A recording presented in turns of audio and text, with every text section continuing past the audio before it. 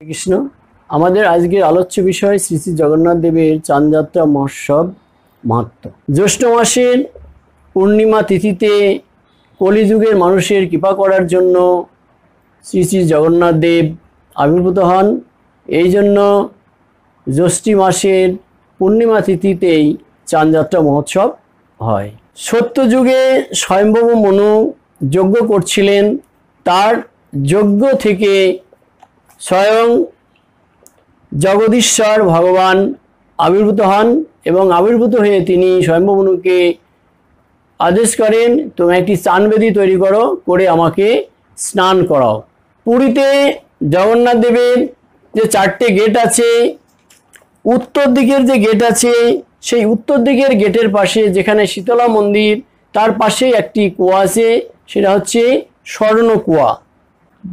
আষাঢ় মাসের শুক্লা দশমীতে সমস্ত তীর্থ জল এসে সেখানে অবস্থান করেন।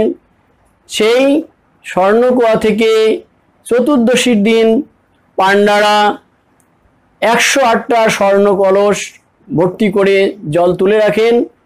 পরের দিন পূর্ণিমাতে সেই জল দিয়ে জগন্নাথ দেবকে স্নান করানো হয়।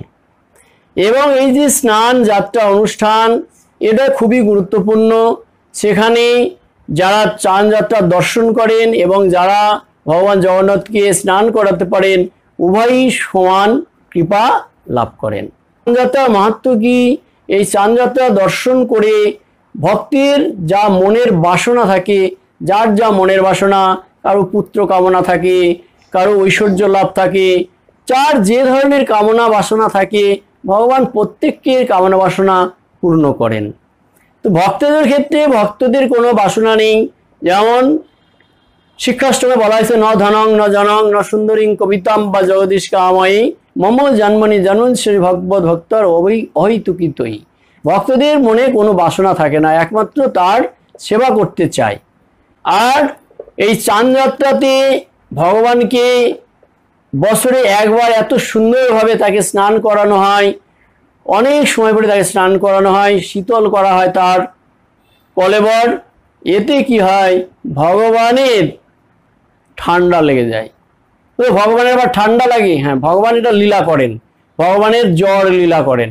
ভগবান তখন অসুস্থ হয়ে পড়েন, 15 দিন ভগবান কাউকে দর্শন দেন না, অনবর্ষ লীলা পালন করেন।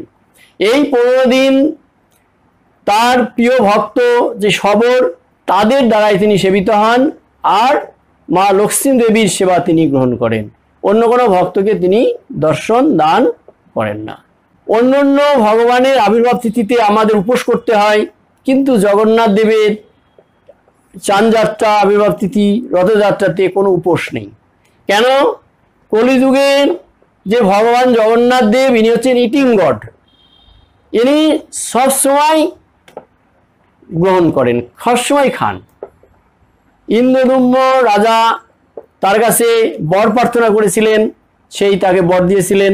তিনি বলেছিলেন, আমি সবসময় আপনাকে সেবা করাবো, সবসময় সেবা করবে। হাত ধোয়ার সাথে সাথে আবার ভোগ লাগে, হাত ধোয়ার সাথে আবার ভোগ লাগে, এইভাবে চলতে থাকে। এই জন্যে জগন্নাথ দেব তার ভক্তদের কৃপা করার জন্য উপবাসের কোনো প্রথা তিনি রাখেননি। বা অভক্ত যারা ভগবান জগন্নাথকে দর্শন করতে যেতে পারেন না বা যান না, তাদেরকে কৃপা করার জন্য তিনি স্নান যাত্রাতে চানবেদিতে এসে তাদের দর্শন দিচ্ছেন, এবং রথযাত্রার দিন তিনি রথে উঠে নগরে নগরে ঘুরে তিনি সবাইকে কৃপা করছেন। হরে কৃষ্ণ হরে কৃষ্ণ কৃষ্ণ কৃষ্ণ হরে হরে, হরে রাম রাম রাম রাম হরে হরে।